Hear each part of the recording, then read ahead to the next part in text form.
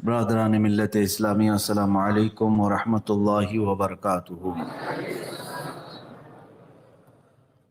الحمد للہ الحنان المنان الذي خلق الانسان وعلمه البيان، والصلاة والسلام على رسوله سید الانس والجان وعلى آلہ واصحابہ ذوی الخیر والاحسان، اما بعد فأعوذ باللہ من الشیطان الرجیم، بسم اللہ الرحمن الرحیم۔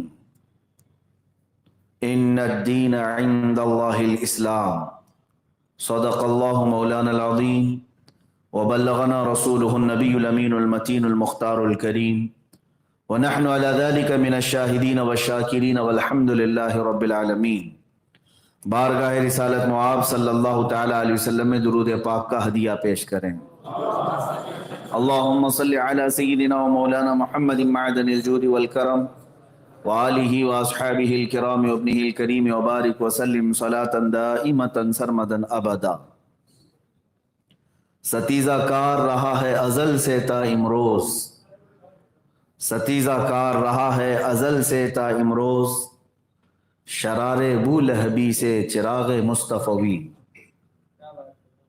میرے عزیزو، جب سے دنیا وجود میں آئی، اللہ عز و جل نے انسانوں کی نسل کو یہاں پر آباد فرمایا، اس وقت سے لے کر دو جماعتیں ہمیشہ اس زمین پر رہی، ایک حق جماعت اور ایک باطل جماعت، اور ان دونوں جماعتوں میں ٹکراؤ بھی ہوتا رہا، ہمیشہ ٹکراؤ ہوتا رہا۔ ظاہر سی بات ہے، دن اور رات مل نہیں سکتے، سفید اور کالا ایک نہیں ہو سکتے، اسی طرح حق اور باطل دونوں ایک نہیں ہو سکتے۔ اور اقبال نے جو کہا ستیزہ کار رہا ہے ازل سے تا امروز، جس کا مطلب یہی ہے کہ لڑتا رہا ہے، معرکے کرتا رہا ہے حق اور باطل، کب سے؟ ازل سے لے کر آج تک دو چیزیں لڑتی رہی ہیں، شرار ابو لہبی سے چراغ مصطفی۔ ابو لہب کی شرارتیں ایک طرف، مصطفیٰ کریم صلی اللہ علیہ وسلم کی محبت کی روشنی ایک طرف۔ میرے عزیزو، اللہ عز و جل نے قرآن میں یہ فرمایا وَقُلْ جَاءَ الْحَقُّ وَزَهَقَ الْبَاطِلُ۔ اے محبوب، آپ فرما دیں حق آ گیا اور باطل مٹ گیا۔ ان الباطل کان زہوقا، بے شک باطل کو تو مٹنا ہی تھا۔ ٹکراؤ تو ہوتا رہے گا، مقابلہ ہوتا رہے گا، لیکن ایک بات یاد رکھیں، تھوڑی دیر کے لیے، تھوڑے دنوں کے لیے حق کو ستایا جا سکتا ہے، پریشان کیا جا سکتا ہے، لیکن حق کو ختم کبھی نہیں کیا جا سکتا۔ اور آیتیں اگر میں آپ کے سامنے تلاوت کروں، رب تعالیٰ ارشاد فرماتا ہے یریدون لیطفئوا نور اللہ بافواہہم، لوگ یہ چاہتے ہیں کہ اپنے منہ کے پھونک سے اللہ کے چراغ کو بجھا دیں۔ اللہ کا چراغ یہ دین اسلام ہے، مصطفیٰ کریم صلی اللہ علیہ وسلم کی ذات ہے، اور اللہ تعالیٰ فرماتا ہے واللہ متم نورہ، اللہ تو اپنے نور کو مکمل کر کے رہے گا۔ کسی کے منہ کے پھونک سے بجھایا جانے والا یہ چراغ نہیں ہے۔ ہاں، اہل حق ہمیشہ ان تمام باتوں سے پریشان تو ہوتے رہے ہیں، لیکن کبھی بھی ختم نہیں ہوئے۔ اس روئے زمین پر اہل حق ہمیشہ رہے اور قیامت تک رہیں گے۔ باطل اپنی پوری طاقتوں کے ساتھ آتا ہے، قوت جمع کرتا ہے اور ٹکراتا بھی ہے۔ بظاہر لوگوں کو ایسا لگتا بھی ہے کہ اب یہ حق جماعت ہمیشہ کے لیے ختم ہو جائے گی، لیکن ایسا کبھی نہیں ہوتا، ایسا کبھی نہیں ہوتا۔ اس کے پیچھے کیا راز ہے میرے عزیزو؟ سیدھی سی بات یہ ہے کہ یہ دین اسلام جو حق جماعت ہے، اس کی ڈور اللہ رب العزت نے اپنے ذمے میں لی ہے، اور باطل جماعتوں کو اللہ تعالیٰ نے شیطان کے حوالے کیا ہے۔ تو شیطان کا رحمان سے کیا مقابلہ ہو سکتا ہے؟ اور اگر شیطان اپنی پوری شرارتوں کے ساتھ، طاقتوں کے ساتھ آ بھی جائے تو تھوڑے دنوں کے لیے وہ لوگوں کو پریشان کر سکتا ہے، لیکن ہمیشہ ایسا نہیں ہوگا۔ اب میں تاریخ کے اعتبار سے آپ کو بتاؤں، حق و باطل کی جنگیں ہوتی رہیں، لڑتے رہے۔ اس میں آدم علیہ السلام کے بیٹوں کے درمیان جو شروعات ہوئی، وہاں پہ بھی دو جماعتیں تھیں، ایک حق پر اور ایک باطل پر۔ ان کے بعد حضرت نوح علیہ السلام کا زمانہ آیا، تب بھی کفر و شرک عام ہوا۔ نوح علیہ السلام کے ساتھ ایمان والوں کی ایک مختصر سی جماعت تھی۔ مختصر سی جماعت کا مطلب بھی یہ ہے کہ 950 سال آپ نے تبلیغ فرمائی، 80 لوگ ایمان والے تھے، 80 لوگ ایمان والے تھے، باقی اکثریت پورے کفر و شرک میں، حتیٰ کہ نوح علیہ السلام کی بیوی کافرہ تھی، بیٹا کافر ہوا۔ لیکن کیا حضرت نوح علیہ السلام کی اس دعوت کو ختم کر دیا گیا؟ کئی مرتبہ ایسا ہوتا کہ ان کی بیوی خود انہیں گرفتار کر کے اوباشوں کے ہاتھ میں دے دیتی اور وہ حضرت نوح علیہ السلام کو زد و کوب کرتے۔ کئی مرتبہ آپ پر انہوں نے سخت ترین حملے کیے، زخمی کیا۔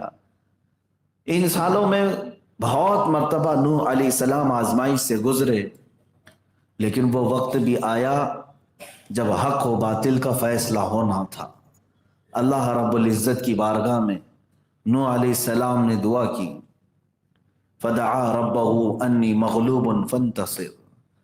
انہوں نے دعا کی اپنے رب سے کہ اللہ مجھ پر یہ غلبہ پا رہے ہیں، یہ بڑھتے جا رہے ہیں، تو مدد نازل فرما۔ ففتحنا ابواب السماء بماء منہمر۔ اللہ تعالیٰ فرماتا ہے پھر ہم نے آسمان کے سارے دروازے کھول دیے پانی کے لیے، اور ایسا پانی برسایا۔ وَفَجَّرْنَا الْأَرْضَ عُيُونًا فَالْتَقَى الْمَاءُ عَلَى أَمْرٍ قَدْ قُدِرَ۔ اللہ فرماتا ہے آسمانوں کے دروازے بھی کھول دیے اور زمینوں کو بھی پھاڑ دیا، یہاں سے بھی سوتے نکلے۔ اتنا پانی آیا کہ دنیا میں کوئی پہاڑ بھی باقی نہیں رہا، سب غرق ہو چکے تھے۔ اب اللہ رب العزت کو جنہیں بچانا ہے انہی کو بچاتا ہے۔ وہی 80 لوگ ایمان والے جو حق جماعت میں تھے، وہ صحیح سلامت اس طوفان نوح سے نکل آئے۔ کئی دنوں کے بعد اس کشتی سے جب باہر آئے تو اس دنیا میں جو باقی تھے وہ صرف ایمان والے ہی باقی تھے۔ اس طرح کے حالات ہوتے رہے، حق اور باطل کا ٹکراؤ۔ آپ کو پھر تاریخ میں لے جاؤں تو سیدنا ابراہیم علیہ الصلوۃ والتسلیم کے ساتھ بھی حق اور باطل کا ہی تو ٹکراؤ تھا۔ باطل کتنی طاقت جمع کرتا ہے میں آپ کو بتاؤں، کتنی طاقت اور قوت۔ سیدنا ابراہیم علیہ السلام کو ختم کرنے کے لیے انہوں نے دنیا کی سب سے بڑی آگ جلائی، یہ سب کو پتا ہے، اور اتنی بھیانک آگ لگائی کہ اس کے شعلے آسمان تک پہنچ رہے ہوں، اس کی گرمی کافی دور تک، یہاں تک کہ کوئی قریب نہیں جا سکتا تھا۔ اگر کوئی پرندہ بھی ہوا میں اڑتا اس آگ کے آس پاس تو جل جاتا تھا۔ اتنی بھیانک آگ لگائی صرف حضرت ابراہیم علیہ السلام کو اس میں جھونکنے کے لیے۔ پھر منجنیق بنا کر کے مشین جس کے ذریعے سے حضرت ابراہیم علیہ السلام کو انہوں نے ڈال دیا۔ یہی باطل سمجھتا ہے ہر زمانے میں کہ حق کو ہم نے سرے سے ختم کر دیا، اس کو آگ میں جھونک دیا، آگ میں ڈال دیا۔ ایسا نہیں ہے، حق اگر تنہا بھی ہو تو اللہ اس کے ساتھ ہے۔ ابراہیم علیہ السلام کو ادھر آگ میں ڈالا گیا، فوراً رب ذوالجلال نے جبرائیل امین کو بھیجا۔ حضرت جبرائیل علیہ السلام سب سے زیادہ تیز دنیا میں جو آئے ہیں، وہ 3 وقت پر، 3 وقت ایسے ہیں جس میں حضرت جبرائیل علیہ السلام سب سے تیزی سے دنیا میں اترے۔ ان میں سے ایک وقت جب حضرت یوسف علیہ السلام کو ان کے بھائیوں نے کنویں میں ڈالا تھا، اور دوسرا وقت حضرت اسماعیل علیہ السلام کی گردن پر جب حضرت ابراہیم نے چھری رکھ دی تھی، اور تیسرا وقت یہ ہے جب حضرت ابراہیم علیہ السلام کو باطل جماعت نے آگ میں جھونک دیا تھا، تو آگ میں آپ کے گرنے سے قبل حضرت جبرائیل آ گئے۔ اور اب دیکھیں جو حق جماعت پر ہو اس کا بچنا اور اس کا صحیح سلامت نکلنا کس بنیاد پر ہوتا ہے، اس کے اندر کون سی طاقت ہوتی ہے، اسی بات پر میں آج گفتگو کروں گا۔ مجھے حکم یہی ہوا، حق و باطل کے درمیان خط امتیاز کیا ہے، حق اور باطل کے درمیان فرق کرنے والی چیز کون سی ہے، مجھے حکم یہی دیا گیا آج کے لیے۔ میں یہی بات عرض کروں گا کہ اب جو حق پر ہوتا ہے اس کے اندر کون سی ایسی طاقت ہوتی ہے جو اسے ان تمام برے آفات و بلیات سے بچا لے جاتی ہے۔ وہ آگ میں گرے، پانی میں غرق ہو، تب بھی صحیح سلامت نکل جائے۔ کون سی طاقت ہے؟ وہ طاقت میں آپ کو بتاتا ہوں۔ جبرائیل امین آئے، پوچھا الک حاجت یا خلیل اللہ، اے اللہ کے خلیل کوئی حاجت ہے تو بتا دے، مجھے اللہ نے بھیجا ہے۔ حضرت ابراہیم علیہ السلام نے کیا کہا؟ ہاں حاجت تو ہے لیکن آپ سے نہیں، اللہ رب العزت سے۔ یہ جو توکل اور ایمان ہے اللہ کی ذات پر، یہی حق جماعت کو ہمیشہ غالب کرتا ہے۔ آپ سمجھ میں آئے؟ حق اور باطل کے درمیان جو خط امتیاز ہے، فرق پیدا کرنے والی چیز، وہ اللہ کی ذات پر توکل، اور ہم مومنین کے لیے اس کے بعد رسول پاک کی بے پناہ محبت۔ یہ دو چیزیں جس کے سینے میں آئی، یوں سمجھ لیں کہ وہ حق اور باطل کے درمیان فرق کر دے گا، اور ہمیشہ اللہ رب العزت اسے نصرت و فتح کی طرف لے جائے گا۔ ابراہیم علیہ السلام کو آگ میں جھونک کر کے انہوں نے یہ سوچا حق ختم ہو گیا؟ نہیں میرے عزیزو، کئی دن وہ آگ جلتی رہی۔ جب آگ بجھ گئی تو ابراہیم علیہ السلام اپنے کپڑے جھاڑتے ہوئے باہر نکل آئے، کچھ نہیں ہوا، اس لیے کہ اللہ رب العزت کے حکم سے ہی اس کائنات میں ہوتا ہے جو کچھ بھی ہوتا ہے۔ جو کچھ بھی ہو وہ اللہ رب العزت کے حکم سے ہوگا۔ ان کے بعد سیدنا موسیٰ علیہ السلام کے سامنے بھی ایک بہت بڑی طاقت تھی، فرعون جس نے یہ کہا تھا انا ربکم الاعلی، میں تمہارا سب سے بلند و بالا رب ہوں، خدائی کا دعویٰ کرنے والا فرعون موسیٰ علیہ السلام کے مقابل میں ہے۔ اس فرعون کی طاقت کا حال یہ تھا کہ وہ 1000 لوگوں سے تنہا لڑ سکتا تھا۔ اس کی عمر 100 سال کی ہوئی تب تک کوئی بیماری اس کو نہیں آئی۔ تو یہ تمام چیزیں اسے غرور پیدا کر چکی تھیں کہ میں کبھی بیمار نہیں ہوتا، اور طاقت میں سب سے زیادہ، جسے چاہتا مارتا تھا، جسے چاہتا چھوڑتا تھا۔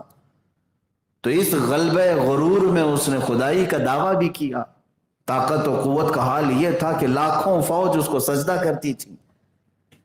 پوری کی پوری جہاں جہاں دنیا میں لوگ بستے ہیں تقریباً اس کے فرما بردار لوگ ہو چکے تھے۔ اب آپ اندازہ کریں، اتنی بڑی طاقت و قوت کے سامنے اللہ رب العزت نے موسیٰ کلیم اللہ علیہ الصلوۃ والتسلیم کو میدان میں اتارا۔ سیدنا موسیٰ علیہ الصلوۃ والتسلیم جب فرعون کے مقابل میں آئے تو حضرت موسیٰ علیہ السلام کے پاس کون سی بڑی جماعت تھی؟ نہیں میرے عزیزو، چند مومنین کی جماعت تھی، اور وہ بھی بنی اسرائیل، ڈرتے بھی زیادہ تھے، ڈر ان کے اندر بہت زیادہ تھا۔ حضرت موسیٰ علیہ الصلوۃ والتسلیم کئی مقابلے ہوئے، جادو کے ذریعے سے معجزے حضرت موسیٰ علیہ السلام نے دکھائے۔ آخر میں وہ وقت بھی آیا جب فرعون نے اپنی پوری لشکر کے ساتھ موسیٰ علیہ السلام کو ختم کرنے کے ناپاک ارادے سے نکلا، اور تقریباً 1 لاکھ سے زیادہ کی فوج لے کر موسیٰ علیہ السلام کے ساتھ 40 یا 70 لوگ تھے، ان کے پیچھے 1 لاکھ کی فوج نکلی ہے۔ یہ بات ہمیشہ یاد رکھیں، حق اور باطل میں فرق یہی ہوتا ہے کہ حق جماعت کوانٹیٹی پر نہیں کوالٹی پر ہوتی ہے، اور باطل جماعت پوری تعداد سے بھرپور، لیکن ہمیشہ حق جماعت نے انہیں دھول چٹایا ہے۔ ہر زمانے میں یہ ہوتا رہا ہے۔ کبھی کبھار اللہ رب العزت نے اس جماعت کو اگر شکست دیا ہے تو وہ بھی کسی نہ کسی حکمت کی وجہ سے، کسی نہ کسی مصلحت کی بنیاد پر۔ حضرت موسیٰ علیہ السلام کا پیچھا کیا، ایک جگہ ایسی آ گئی کہ سامنے سمندر ہے اور پیچھے فرعون کا لشکر ہے، 1 لاکھ کی فوج اس کے ساتھ، اور ادھر بڑا سمندر، بیچ میں تنہا ہے موسیٰ علیہ السلام۔ اب اس حق جماعت کو کون بچاتا ہے؟ کون اس حق اور باطل کے درمیان فیصلہ فرماتا ہے؟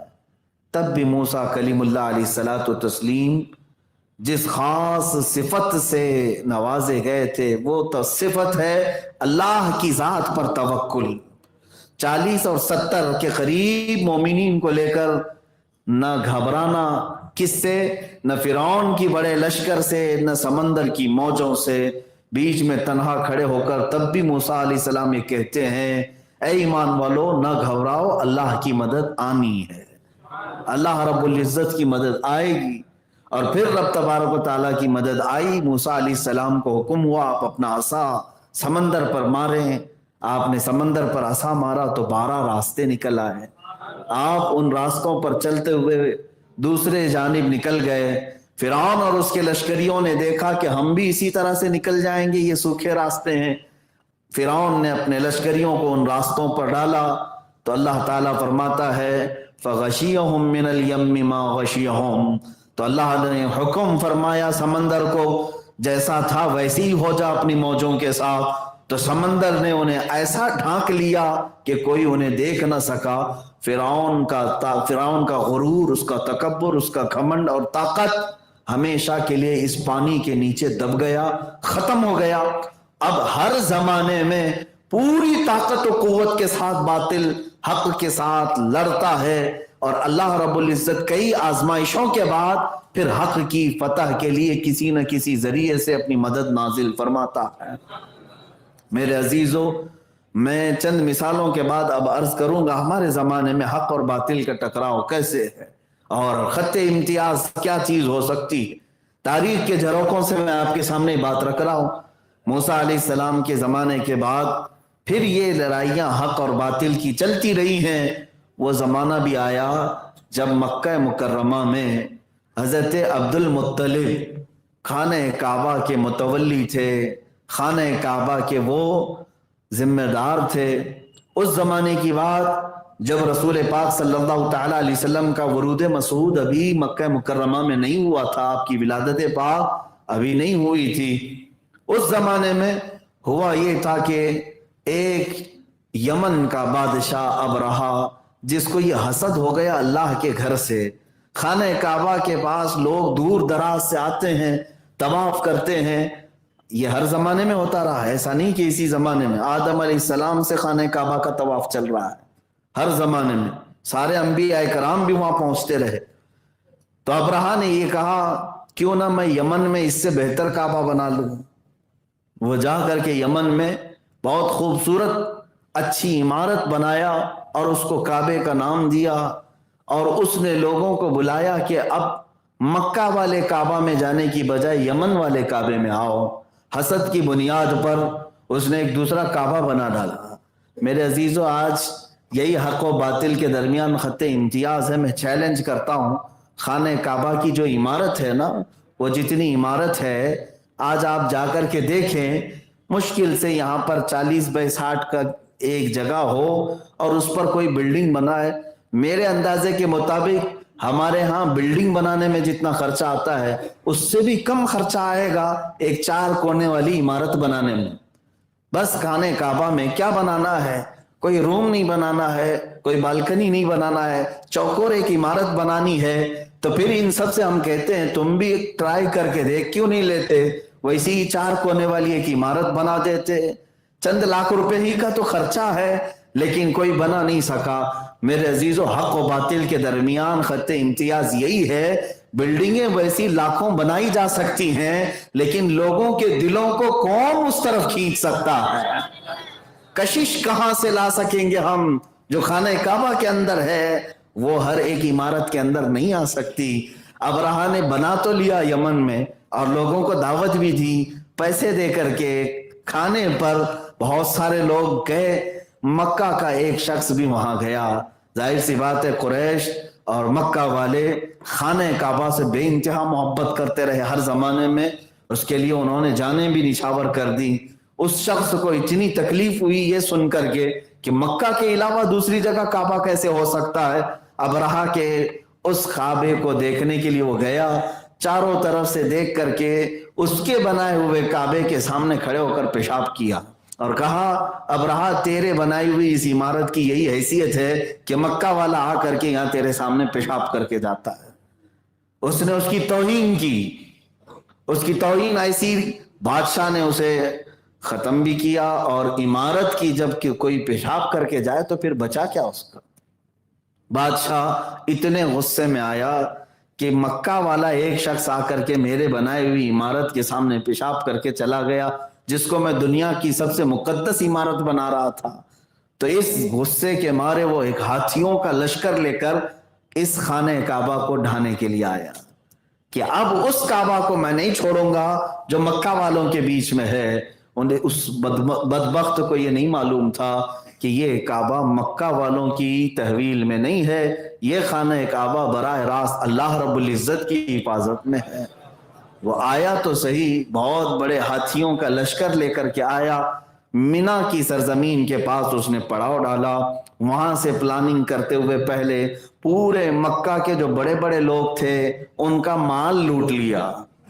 जुल्म के जरिए से पहले माल लूटा। हर जमाने में बातिल कुव्वतें यही करती हैं, पहले इनको इकोनॉमिकल पूरे तौर पर कंगाल कर दिया जाए, इनके पास कोई चीज न रहे लड़ने की, इन्हें बुनियादी चीजों से माजूर कर दिया जाए। सुपर पावर नाम से आज जो मुल्क पहचाने जाते हैं पूरी दुनिया में, चाहे वो अमेरिका हो या रशिया हो, इनके अंदर भी इतनी हिम्मत नहीं होती किसी के यहाँ डायरेक्ट जाने की और हमला करने की, बल्कि इराक जैसे छोटे मुल्क को 10 साल तक पाबंदी लगाते हैं कि यहाँ पर कोई भी दवाइयाँ पहुँचनी ना पाए, कोई इनको बुनियादी जरूरतें पहुँचने ना पाए। जब ये पूरी तरह से निढाल हो जाए तब जाकर के हमला करते हैं। ये बातिल जमात का हर जमाने में शिवा रहा है, हर जमाने में यही इनकी ये पॉलिसी रही है कि मारने से पहले इनको पूरी तरह से कंगाल कर दिया जाए। आज जिन मुल्कों पर ये बैन लगाते हैं, पाबंदियां लगाते हैं, आगे चल करके इन्हें लड़ना होता है कि इनको पूरी तौर पर खाली करके फिर इनसे लड़ा जाए। अबरहा ने यही किया। मक्का वाले जितने मालदार थे सबका माल लूटा, बड़े बड़े लोगों को कैद कर लिया, जो बोलने वाले लोग हैं, जो उभारने वाले लोग हैं, उन्हें कैद कर दिया कि मक्का में कोई भी खड़ा ना हो सके इसके मुकाबिल में। उस वक्त हजरत अब्दुल मुत्तलिब के भी 100 ऊंट उसने कब्जे में ले लिए थे। सारे लोग परेशान थे मक्का वाले, और अबरहा किसी से बात तक नहीं करता था। हजरत अब्दुल मुत्तलिब पूरे मक्का के सरदारों में थे, खाने काबा के मुतवल्ली थे। आपने किसी तरह से उसके यहाँ पहुंच करके ये इजाजत हासिल कर ली कि मुझे अबरहा से बात करनी है। अबरहा ने पूछा कि क्या बात करना है।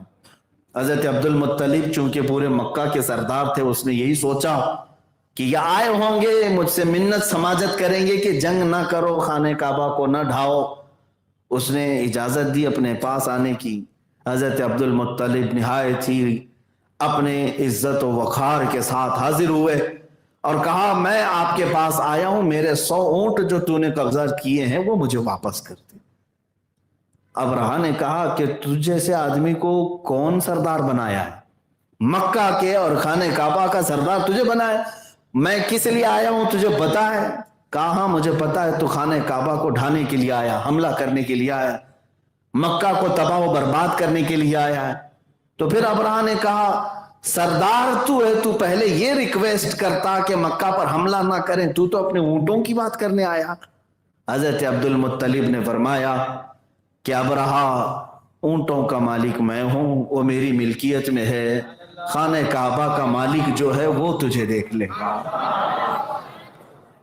हक व बातिल के दरमियान यही खत इम्तियाज है, अल्लाह की जात पर तवक्कुल और यकीन आखिर वक्त तक। अबरहा ने उन्हें उनके ऊंट वापस किए और वापस चले गए। अब जो हालात हैं, जो रिवायात बताती हैं, दूसरे दिन उसने अपने हाथियों को दौड़ाया। हाथी किसी सूरत मक्का की तरफ जाने को तैयार नहीं, यहां तक कि जंजीरों में बांध करके हाथियों को खींचा गया, उनको भाले और नेजे मारे गए। हाथी, एक भी हाथी खाने काबा की तरफ जाने को तैयार नहीं, और किसी भी तरह से हमला करने को कोई हाथी खड़ा नहीं हो रहा है। اور کسی نہ کسی طرح سے ہاتھیوں کو تیار کیا گیا، اور پھر جب خانہ کعبہ کی طرف بڑھایا گیا تب پھر اللہ رب العزت کی طرف سے وہ فیصلہ آیا جو حق و باطل کے درمیان فرق کر دیتا ہے۔ اللہ فرماتا ہے وَأَرْسَلَ عَلَيْهِمْ طَيْرًا أَبَابِيلَ، ہم نے ان پر ابابیل چڑیوں کو بھیجا، ترمیہم بحجارۃ من سجیل، وہ ان کو مارتی تھیں کس طرح سے؟ ہلکے نوکیلے پتھروں سے ایسا مارتی تھیں، 3 کنکریاں ہر ابابیل نے ان پر گرائی، اور ایک کنکری جب کسی ہاتھی پر گرتی تو اس ہاتھی کا پیٹ پھٹ جاتا اور آگ لگ جاتی تھی۔ ان کنکریوں میں کیا طاقت تھی، کون سی قوت تھی؟ اور اس ابرہا کی پوری فوج پر جہاں جہاں کنکریاں گری وہ اس طرح سے ہلاک ہوئے کہ قرآن کہتا ہے فَجَعَلَهُمْ كَعَصْفٍ مَأْكُولٍ، ان ابابیلوں نے انہیں کیا کر دیا؟ ایسے کر دیا جیسے کوئی مرغی کو کھا کر کے چھوڑا ہوا ہے، یعنی پورے پر چھیل دیے ہوں، گوشت کھا چکے ہوں۔ اس پوری فوج کا یہ حال تھا کہ ان کی ہاتھیوں کی ہڈیاں دکھنے لگ گئی اور ان کی کھوپڑیاں بکھر گئی۔ اللہ رب العزت نے چند ساعتوں میں اس پوری باطل جماعت کو تہس نہس فرمایا۔ یہ پورا سورہ الم تر کیف فعل ربک باصحاب الفیل، سورہ فیل پڑھیں آپ کو سمجھ میں آئے گا۔ وہ نکلا تھا حرم کعبہ کو ختم کرنے کے لیے، اور بظاہر اللہ رب العزت نے انسانوں کی جماعت سے ان کا مقابلہ نہیں کروایا، بلکہ ہلکی چھوٹی چڑیوں کو بھیج کر باطل کو ان کی اوقات یاد دلائی۔ میرے عزیزو، یہی چیز اللہ رب العزت کے قوانین میں اور اس کے دستور میں ہمیں نظر آتی ہے کہ جب جب حق اور باطل کا ٹکراؤ ہوتا رہا ہے، بسا اوقات اللہ بہت چھوٹی سی طاقتوں سے باطل کو ہمیشہ کے لیے ختم فرماتا ہے۔ وہ رب ذوالجلال ہے جو نمرود کو مچھر سے ہلاک فرماتا ہے، وہ رب ذوالجلال ہے جو فرعون کو پانی سے ہلاک کرتا ہے، وہ رب ذوالجلال ہے جو ابرہا کو ہلکی ہلکی کنکریوں سے ابابیل سے ہلاک کرتا ہے، وہی رب ذوالجلال ہے جو ابو جہل کے غرور کو چھوٹے بچے معاذ اور معوذ سے ختم فرماتا ہے۔ حق اور باطل کے ٹکراؤ میں یہ اللہ رب العزت کا قانون بھی ہے کہ وہ باطل کو ان کی طاقت اور ان کی قوت کے اعتبار سے اتنی بڑی چیز سے مقابلہ نہیں کر پاتا۔ اللہ تعالی بہت ہلکی چیزوں سے ان کا خاتمہ فرماتا ہے۔ اب آئیے عزیزو، یہ بات تھی حق و باطل کے ٹکراؤ کی، حق اور باطل جماعت کے ٹکراؤ کی، ہمیشہ ہر زمانے میں رہا۔ اب جو بات مجھے عرض کرنی ہے وہ یہ ہے کہ یہ دو چیزیں تو دیکھنے میں آئی ہیں ہمیشہ، لیکن اے مسلمانوں، سب سے پہلی چیز یہ ہے کہ آپ میں سے ہر ایک فرد کو، ہر ایک بچے کو اور ہر جوان کو یہ یقین ہونا چاہیے کہ میں حق جماعت پر ہوں۔ آپ سب کو حق ہے، یقین ہے، ہر ایک کو اس بات کا یقین ہونا چاہیے کہ میں حق جماعت پر ہوں۔ اب یہ یقین کیسے آئے گا؟ یہ یقین کیسے آئے گا؟ یہ دو چیزوں سے آتا ہے، ایک اللہ کی ذات پر کمال کا یقین ہو اور اپنے نبی پاک سے کمال کی محبت ہو۔ یہ دو چیزوں سے تمہارے اندر وہ جذبہ بھی آتا ہے اور اپنے حق ہونے کا یقین بھی پیدا ہوتا ہے۔ دنیا تمہیں ڈگمگاتی ہے، شیطان کا حربہ کیا ہے جانتے ہیں؟ شیطان سب سے پہلے شک ڈالتا ہے دماغ میں کہ پتہ نہیں وہ صحیح ہے کہ یہ صحیح ہے۔ ان بحثوں میں ہر زمانے میں لوگ پڑے رہتے ہیں، آج بھی ہے۔ انٹرنیٹ پر جو سب سے زیادہ مناظرے چلتے رہتے ہیں، فیس بک والے مناظر، واٹس ایپ والے جو مناظر ہیں، بڑے بڑے مناظر اعظم بیٹھے ہوئے ہیں، ان کے جو کٹے پر بیٹھ کر کے مناظرے ہوتے رہتے ہیں، رات میں نکڑ پہ بیٹھ کر کے، ان سب میں یہی بحثیں ہوتی ہیں، کون حق پر ہے کون باطل پر ہے، اور یہ شیطان کے اعلیٰ کار بن جاتے ہیں، شیطان کا ذریعہ بن جاتے ہیں۔ میں اہل حق کی بات نہیں کر رہا ہوں جو مناظرہ کرتے ہیں، الحمدللہ اللہ نے ان کو غیر سے قوت بھی عطا فرمائی، وہ مناظرہ کرتے ہیں تو حق کا اظہار کرنے کے لیے۔ باقی میں ان لوگوں کو کہہ رہا ہوں جو کسان ہیں اور سرجری کرنے کی بات کرتے ہیں، میں ان لوگوں سے کہہ رہا ہوں میاں بیمار ہے کوئی آدمی، پیٹ میں درد ہو رہا ہے، آپریشن کروانے کے لیے ڈاکٹر کے پاس جائے گا کہ کسان کے پاس جائے گا؟ اور یہاں اکثر ایسا ہی ہے کہ کسان پھاوڑا اور کدالی لے کر آپریشن کو تیار بیٹھے ہوئے ہیں، ہر کوئی کہہ رہا ہے کہ ہم بھی جو ہے حکم لگا سکتے ہیں۔ میرے عزیزو، یہ جن کا حق ہے ان کو دے دیا جائے۔ میں جو بات عرض کر رہا ہوں وہ یہ ہے کہ شک پیدا کرتا ہے شیطان، دماغ میں وسوسے ڈالتا ہے، پتہ نہیں وہ بھی کہہ رہے ہیں ایسا ہے، یہ بھی کہہ رہے ہیں ایسا ہے۔ جب تک تمہارے دل میں یہ یقین نہیں آئے گا کہ میں الحمدللہ حق پر ہوں، اسلام ہی حق ہے۔ قرآن کہتا ہے ان الدین عند اللہ الاسلام، بے شک اللہ کے نزدیک دین اسلام ہی ہے، بے شک اللہ کے نزدیک دین اسلام ہی ہے۔ اب آئیے، آپ کو یقین جو بڑھنا چاہیے وہ دو چیزوں سے آتا ہے، اللہ کی ذات پر توکل اور رسول پاک کی ذات سے بے پناہ محبت۔ یہ دو چیزیں لے لو، ہم سے اگر کوئی چیز نصیحت میں حاصل کر سکتے ہو تو یہ دو چیزیں لے لو۔ آج حالات ایسے ہیں میرے عزیزو، میں خود بھی آپ سب سے یہ کہوں گا، اس کے پیچھے جانے سے بہتر ہے کہ اللہ رب العزت تمہارے لیے کوئی ایسی چیز نہیں ہے کہ جو معلوم نہ ہو، بلکہ بچپن سے تم نے لا الہ الا اللہ پڑھا ہے، اور ہر مسلمان کو اتنا یقین ہے کہ اللہ ہے، رب ذوالجلال ہے۔ تو اللہ تبارک و تعالیٰ کی ذات پر یقین کرتے چلے جاؤ، اور حضور صلی اللہ علیہ وسلم کے بارے میں بھی اب کسی کو شک نہیں ہے کہ میرے نبی کونین صلی اللہ تعالیٰ علیہ وسلم کیسے تھے، تقریباً ہر مسلمان جانتا۔ تو حضور سے محبت کرنا، یہ دو چیزیں تمہاری زندگی میں اگر آ گئیں، باقی سب سے تم صرف نظر کر لو، اپنی آنکھیں پھیر لو، دنیا میں دوسروں کے ساتھ کیا کیا ہو رہا ہے ان تمام چیزوں سے تم صرف نظر کر لو۔ دو چیزوں کی تمہارے لیے آج بھی ضرورت ہے جو تمہیں یقین کے درجے کو پہنچاتی ہیں، اور یہی حق جماعت کا امتیاز ہے، حق جماعت کا وصف خاص ہے، اللہ کی ذات پر توکل اور رسول پاک سے بے پناہ محبت۔ آپ کو میں بتاتا ہوں، سیدنا خالد بن ولید رضی اللہ تعالیٰ ایک جگہ گئے ہیں، ایک علاقے میں عیسائیوں سے آپ کا مقابلہ ہے، حق پر ہونے کا یقین کیسا ہونا چاہیے، عیسائیوں سے مقابلہ ہے۔ اور کئی جگہوں پر ایسا ہوا ہے کہ مقابلے جو ہے صرف تلواروں سے نہیں ہوئے، کئی علاقے ایسے بھی آئے ہیں صحابہ کے ساتھ کہ کبھی علمی مقابلہ ہوا، کبھی زبانی مقابلہ ہوا، کبھی تلواروں کا مقابلہ ہوا، کبھی کسی اور طریقے سے بھی ہوا۔ جو میں مقابلہ آپ کو بتانے جا رہا ہوں وہ آج کے حالات سے اور مجھے جس طرح سے لوگ ابھی پہچانتے ہیں اس سے ریلیٹڈ چیز ہے۔ حضرت خالد بن ولید جب پہنچے تو عیسائیوں نے کیا کہا جانتے ہیں؟ کہا کہ اے خالد، ہم آپ سے تلواروں سے نہیں لڑیں گے، ایک چیز سے ہم فیصلہ کر لیتے ہیں، ایک نہایت ہی خطرناک قسم کا زہر لایا، زہر لا کر کے عیسائیوں نے سامنے رکھا، کہا کہ ہم دونوں میں سے آگے بڑھتے ہیں، جو حق جماعت پر ہوگا وہ اس کو بغیر کسی خطرے کے پی جائے گا، اس کو پی جائے گا۔ حضرت خالد بن ولید نے نہ ادھر دیکھا نہ ادھر دیکھا، سیدھے آگے بڑھ گئے۔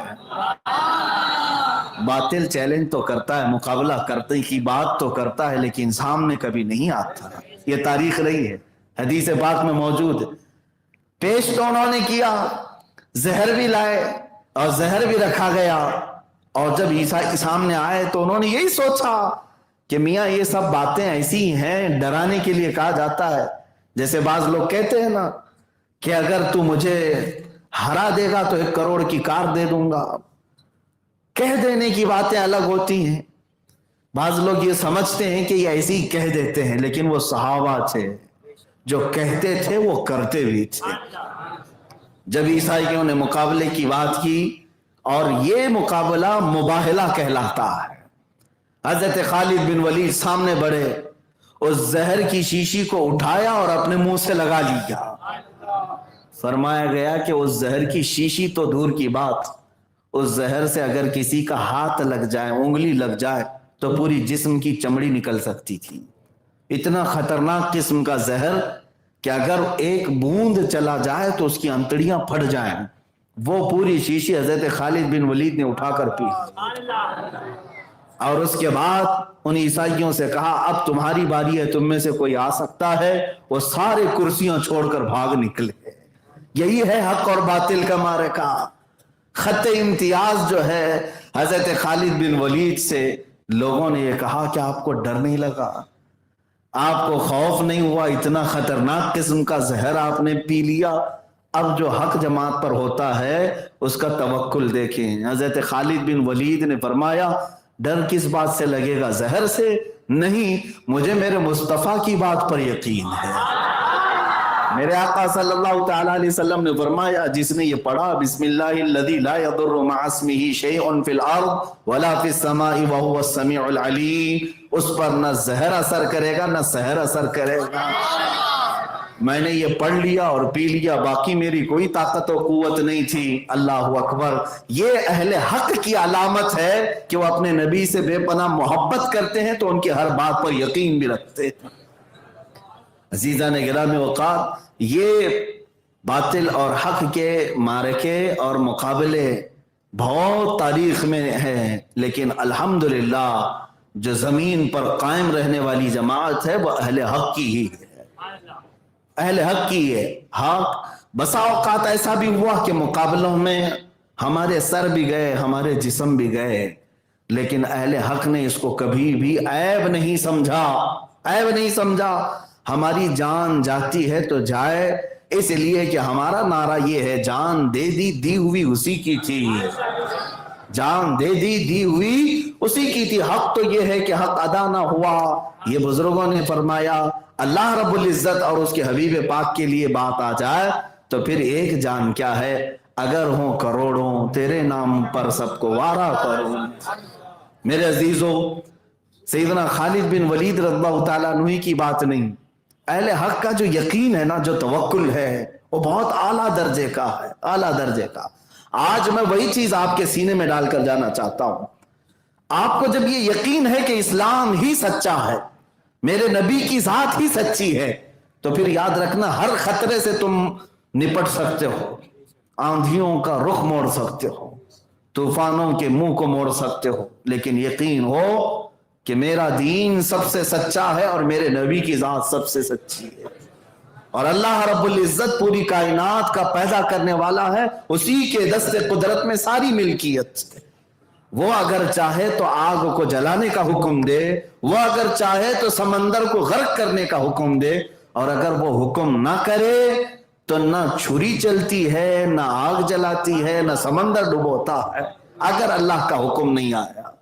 بعض لوگ یہ کہتے ہیں کہ یہ چیزوں کی فطرت ہے، جیسے آگ کی فطرت ہے جلانا، چھری کی فطرت ہے کاٹنا، پانی کی فطرت ہے غرق کرنا، ہم بھی مانتے ہیں یہ ان چیزوں کی فطرت ہے، لیکن ان کے اندر تاثیر دینے والا کون ہے؟ اللہ رب العزت ہے۔ آگ کے اندر گرمی کی تاثیر اللہ رب العزت نے دی، چھری کو کاٹنے کی تاثیر اللہ نے دی ہے، پانی کو غرق کرنے کی تاثیر اللہ نے دی ہے، اور اگر وہ رب ذوالجلال نہ چاہے تو یہ چیزیں کچھ نہیں اثر کر سکتی، کچھ نہیں ہے۔ اس کی مثالیں ہمارے پاس موجود ہیں۔ اوائے میں آپ کو بتاؤں، وہ تو زہر انہوں نے پی لیا سیدنا خالد بن ولید، اور پھر اس کے بعد ایک دو نہیں کئی سال تک باحیات رہے۔ زہر ایسے پیا جیسے شربت پیا، اور نہ ان کے جسم پر کوئی اثر آیا اور نہ ہی کوئی خطرہ کبھی لاحق ہوا۔ حضرت خالد بن ولید کا یہ معاملہ تھا۔ ان کے زمانے کے بعد ایسے مقابلے اور مباہلے حق و باطل کے درمیان ہوتے رہے، لیکن اللہ تبارک و تعالیٰ نے ہمیشہ حق کو فتح عطا فرمائی۔ وہ واقعہ بھی آپ کے سامنے رکھتا ہوں کہ ہم دور کیوں جائیں، ہندوستان کی سرزمین پر سلطان الہند معین الدین غریب نواز رضی اللہ تعالیٰ جب اجمیر کی سرزمین پر آپ کا بول بالا تھا، اور کفار و مشرکین نے اس وقت بھی آپ کے لیے بڑی مصیبتیں کھڑی کر رکھی تھیں، کیا کیا چیزوں سے نہیں پریشان کیا، پانی بند کر کے پریشان کیا، آپ کے اوپر آگ پھینک کر کے، کبھی پتھر برسا کر کے، کبھی جادو کے ذریعے سے بہت سارے حملے کر کے انہیں دیکھا کہ حق جماعت کو پنپنے نہ دیا جائے، لیکن وہ کچھ نہیں کر سکے، یہاں تک کہ 800 سال کے بعد بھی اس غریب نواز کو اجمیر سے نہیں باہر کر سکے۔ الحمدللہ سرکار غریب نواز رضی اللہ تعالیٰ عنہ کو اللہ تعالیٰ نے حق کا سفیر بنا کر کے بھیجا، اور میرے مصطفیٰ کریم صلی اللہ علیہ وسلم کی محبتوں کا امین بنا کر بھیجا۔ آپ کے ساتھ بھی ایک معاملہ ایسا پیش آیا کہ آپ گزر رہے تھے اور آگ کے پجاری آگ جلا کر کے ہون کر رہے تھے. ہاں بعض لوگوں کے نزدیک یہ اگنی پوجا بھی تو ہے اور وہ آگ کو اپنا دیوتا بھی سمجھتے ہیں, ماں بھی سمجھتے ہیں, اور کیا کیا سمجھتے ہیں واللہ عالم. آگ کو بھی اپنا دیوتا سمجھتے ہیں کہ ٹھیک ہے آگ بھی ہمارا خدا ہے. خدا اپنے بندے سے محبت نہ کرے تو پھر کون کرے؟ ہمارا تو عقیدہ یہی ہے کہ ہمارا خدا ہمیں پالتا ہے, عقیدہ یہی ہے. وہ رب ہی ہے جو ہماری ساری ضرورتیں پوری کرتا ہے. اور جن لوگوں نے آگ کو خدا کہا, ہمارا سوال یہی ہے کہ یہ خدا تم سے محبت کیوں نہیں کرتا؟ تو حضرت غریب نواز کا بھی سیدھا سا سوال تھا, لاجک یہی کہتی ہے. آگ کی پوجا کرتے ہوئے بیٹھے ہیں, کافی دیر سے ہون چل رہا ہے, تو اس پنڈت کے سامنے حضرت غریب نواز نے یہ کہا کہ یہ خدا ہے تمہارا, کتنے سال برسوں سے یہ جل رہا ہے, اس کو بجھنے نہیں دیا, ہم نے بجھنے نہیں دیا, رات بھی دن بھی یہ جاری ہی رہتی آگ. تو آپ نے کہا ذرا اس میں ہاتھ تو ڈال کے دکھاؤ, اس میں ہاتھ ڈال کے دکھاؤ. اس پجاری نے کہا ایسا کیسے ہو سکتا ہے, یہ جلائے گی. کہا پھر وہ تم کو ہی جلاتی ہے تو خدا کیسے؟ وہ تم تو عبادت کر رہے ہو, اس کی پوجا کر رہے ہو, کم سے کم تم کو تو بخش دینا چاہیے, چھوڑ دینا چاہیے. اس نے کہا میاں یہ سب باتیں مت کرو, اس کی تاثیر یہی ہے کہ یہ جلائے. آگ کی فطرت ہے وہ جلاتی ہے, ہم تو اس کی پوجا کرتے ہیں, ہم تو اس کی عبادت کرتے ہیں. حضرت غریب نواز رضی اللہ تعالیٰ عنہ نے فرمایا پھر یہ کیسا خدا ہے جو تم پر بھی رحم نہیں کرتا؟ میرا خدا تو مجھ پر رحم فرماتا ہے, میرا رب مجھ پر رحم فرماتا ہے. میں بھوکا ہوں تو کھلاتا ہے, میں کمزور ہوں تو طاقت دیتا ہے. ہمارا یقین یہی ہے, اللہ رب العزت ہے. میں بیمار ہوں تو صحت وہ دیتا ہے, میں اگر اندھا ہوں تو مجھے اجالے وہ دیتا ہے. ہمارا یقین یہ ہے. اور تم تو ہاتھ ڈالنے سے بھی گھبرا رہے ہو, ہاتھ ڈالنے سے بھی گھبرا رہے ہو. قسم رب ذوالجلال کی, اگر کسی نے ہم سے کہا اگر تو اپنے رب کی بارگاہ میں سجدہ کرنے کو حق سمجھتا ہے تو کیا تیری گردن پر میں چھری رکھ دوں؟ اگر کسی نے مجھ سے بھی یہ کہا انشاءاللہ العزیز ہم یہ کہیں ایک چھری کیا 1000 چھری رکھو سجدے میں, ہمیں منظور ہے, اس لیے کہ ہم نے اپنی جان بھی اللہ ہی کے لیے رکھی ہے اور دی ہوئی اسی کی ہے. تو آگ اگر خدا ہے تو اسی میں اگر ہاتھ ڈال کر کے جل جانے میں کیا فرق پڑتا؟ لیکن ڈر بھی تھا, خوف بھی تھا انہیں. اور اس کے بعد کہا یہ درویش آیا, یہ فقیر آیا ہے, منطقی باتیں اور فلسفی باتوں سے ہمارے پجاریوں کو بہکا رہا ہے. اس پنڈت نے کہا اچھا تم جو اس طرح سے فلسفی باتیں منطقی باتیں کر کے ہمارے لوگوں کو گمراہ کر رہے ہو تو کیا تمہارا یقین نہیں ہے کہ آگ جلائے گی؟ آگ نہیں جلائے گی. حضرت غریب نواز نے کہا اگر میرا مولا نہ چاہے تو نہیں جلائے گی, میرا رب نہیں چاہے تو نہیں جلائے گی, تیرا تو ڈائریکٹ خدا یہی ہے. تو اس نے کہا کہ تم ہاتھ ڈال کر کے دکھاؤ. اس پجاری نے کہا تم ہاتھ ڈال کر کے دکھاؤ. حضرت غریب نواز رضی اللہ تعالیٰ عنہ نے ہاتھ کیا, وہ پنڈت جو اگنی ہون کر رہا تھا اس کے گود میں ایک 1.5 سال یا 2 سال کا بچہ تھا, اس بچے کو اٹھا لیا اور ہاتھ نہیں بلکہ خود چل کے اس میں چلے گئے, چل کے چلے گئے, اندر چلے گئے, اور بچہ بھی گیا پنڈت کا, غریب نواز بھی چلے گئے. اب یہاں پر شور مچ گیا. یہ آگ کافی بڑی ہوتی تھی اور ایک ہال میں جلائی جاتی تھی جس کی پوجا ہوتی تھی. تو وہ چیختے چلاتے لوگوں کو جمع کیا کہ یہ جو مسلمان آیا ہے گیا تو گیا, میرے بچے کو بھی لے گیا, اور آگ میں پتہ نہیں کیا ہوا, نظر بھی نہیں آ رہا ہے اندر. لوگ ادھر ادھر سے سب جمع ہوئے, کئی پنڈت آئے, کئی لوگ آئے. اب خدا کو یا تو بجھانا پڑے گا یا تو پھر کوئی دوسرا اس میں داخل ہو کے اسے نکالنا پڑے گا, دوسرا تو آئے گا نہیں. کافی دیر کے بعد جب لوگ جمع ہوئے, 1-2 گھنٹے نہیں گھنٹے گزر گئے, حضرت سرکار غریب نواز اپنے دامن کو جھاڑتے ہوئے اس آگ سے باہر تشریف لائے اور اس کے بچے کو اس کی گود میں دیا. اس نے دیکھا اس کی پیشانی بھی ٹھنڈی ہے, بچے کا جسم بھی ٹھنڈا ہے, آگ کی گرمی تک نہیں لگی, جلنا تو دور کی بات آگ کی گرمی نہیں لگی. اس پجاری نے بچے کو اپنے سینے سے لگایا. میرے عزیزوں اس وقت موجود جو لوگ تھے انہوں نے کہا اب ہمیں یقین ہوا کہ وہ خدا سچا ہے جس کا غریب نواز عبادت کرتا ہے. جس کو معین الدین عبادت کرتا ہے۔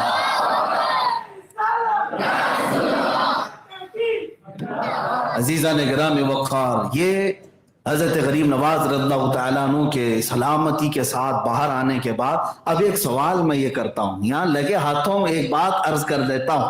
حق و باطل کے درمیان معرکہ ہوا، مقابلہ ہوا، اور جب امتحان کی بات آئی تو اللہ نے فتح ہمیشہ اہل حق کو عطا فرمائی، اہل حق کو عطا فرمائی۔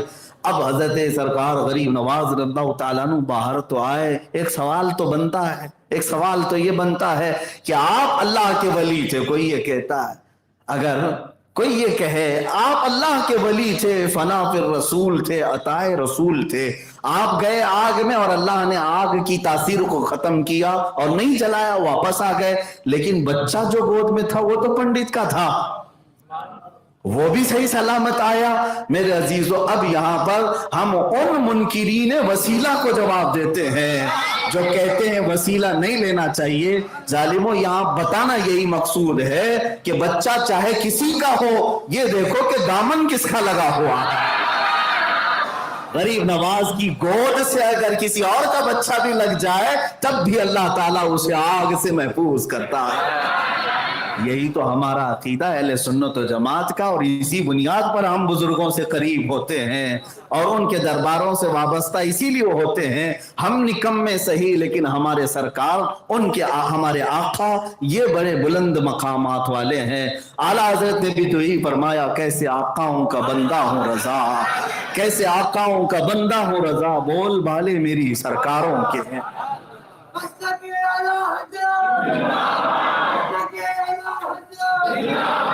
حق و باطل کے درمیان معرکہ ہوتا رہا اور اہل حق کو اللہ تعالیٰ نے فتح ہمیشہ عطا فرمائی۔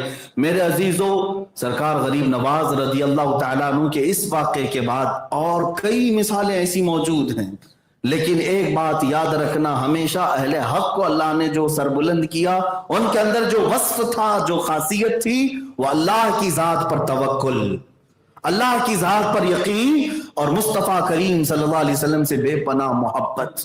یہ دو چیزیں جس کے سینے میں آئیں، سمجھ لو کہ وہ بندہ ہمیشہ اللہ تعالیٰ کے حفظ و امان میں ہے، اللہ کے حفظ و امان میں ہے۔ پوری دنیا چاہے تو کچھ نہیں کر سکتی، اور اگر اللہ نے اس کے مقدر میں کچھ لکھا ہے تو وہ ہو کر رہے گا۔ ایک توکل اور ایک یقین اور بھی بتا دوں، یہ مسلمانوں کی فوج ہے، سب سے پہلی مرتبہ یورپ کی سرزمین پر اترنے جا رہی ہے۔ عرب میں اسلام تھا، یورپ میں آنا تھا، ایشیا سے یورپ ایک دوسرے بر اعظم میں جا رہا ہے، ایک دوسرے انٹر کانٹیننٹل میں جا رہا ہے۔ اب اس وقت حالات کیا تھے؟ عرب اور یورپ کو جوڑنے والا جو سمندر ہے، میڈیٹرین سی، آج بھی وہ سمندر دیکھا ہوگا لوگوں نے، کافی بڑا سمندر، اس سمندر کو عبور کر کے صحابہ تابعین کی جماعت یورپ میں اتر رہی، اور سپہ سالار کا نام ہے طارق بن زیاد، طارق بن زیاد، اور جوانی کا عالم ہے، اور یہ مجاہدین کی ایک فوج لے کر اسپین کی سرزمین پر اترا۔